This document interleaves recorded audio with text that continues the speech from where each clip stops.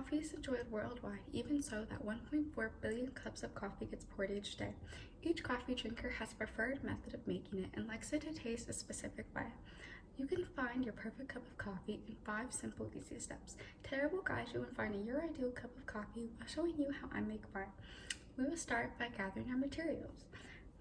When you must gather your supplies, you first want to decide what you're going to use to put your coffee in.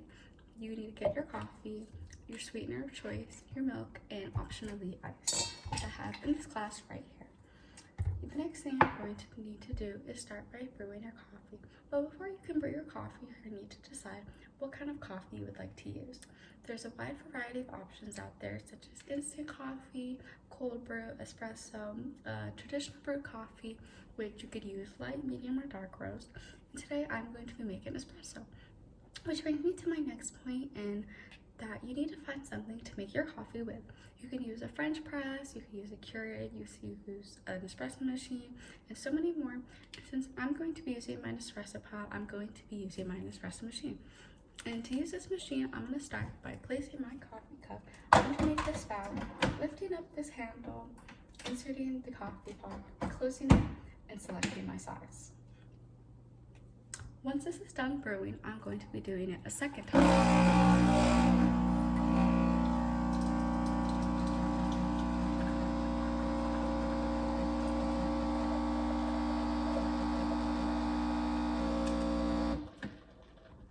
Now that I have my first shot of espresso, you can always move on, but I like to do 2 shots, so I'm going ahead and do it again.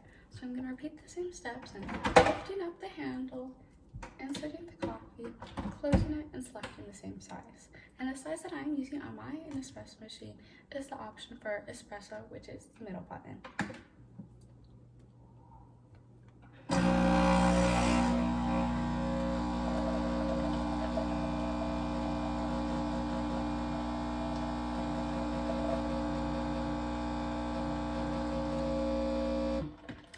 Now we can move on to our second step, our third step, which is getting your milk. And for today, I'm going to be using almond milk, but there's a lot of variety, just as much as there is variety of coffee out there, such as oat milk, almond milk, whole milk, soy milk.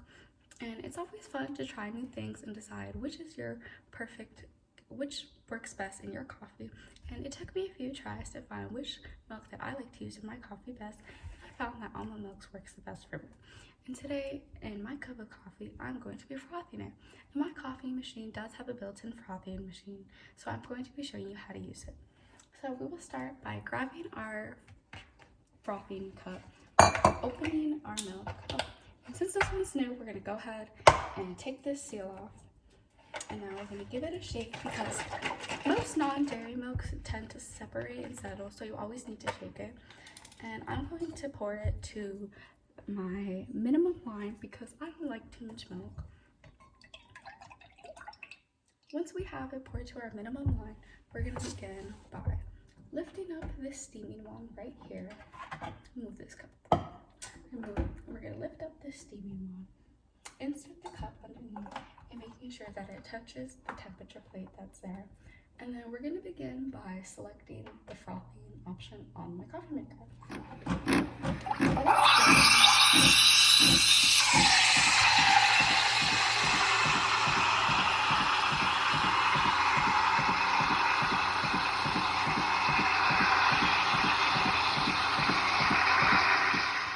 Now that our milk is frothed, we're going to go ahead and lift up the wand again, take it out, and we're going to need to wipe this with a damp cloth of some sort, and I'm just using a wet napkin. And it's going to go ahead and clean itself out by itself. And then the next thing you're going to do is take your cup of coffee and pour your milk in.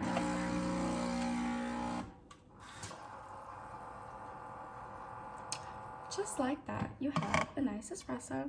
And you can always stop at this step, but I'm going to go ahead and add a sweetener of my choice, which brings us on to our fourth step, which is adding your sweetener.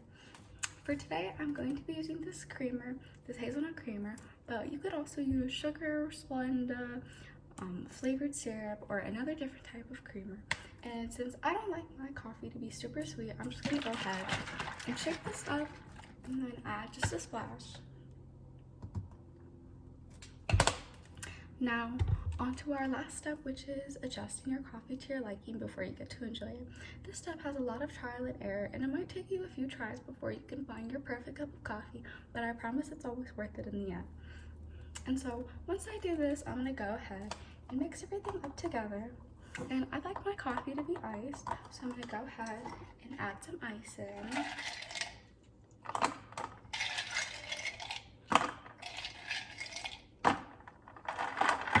Now, you always want to make sure that you taste it before you drink it, because you don't want to sit down and take all this time to prepare your coffee, and once you finally take that first sip, you not enjoy it.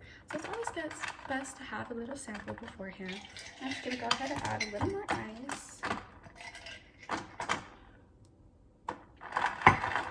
And give it one more mixture and taste it.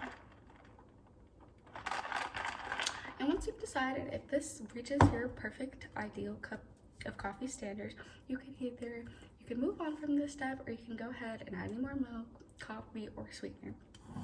Now that you have your perfect cup of coffee made in 5 easy, simple steps, let's review them. First thing you need to do is gather your materials, brew your coffee, add your milk, add your sweetener, adjust and enjoy. It's important to enjoy the simple pleasures of life, and making your ideal cup of coffee is one of them, because many people wake up every morning and this is their first thing that they do. I hope that today inspired you to find your ideal cup of coffee and inspired you to make it and inspired you to learn how to make it at your home by yourself.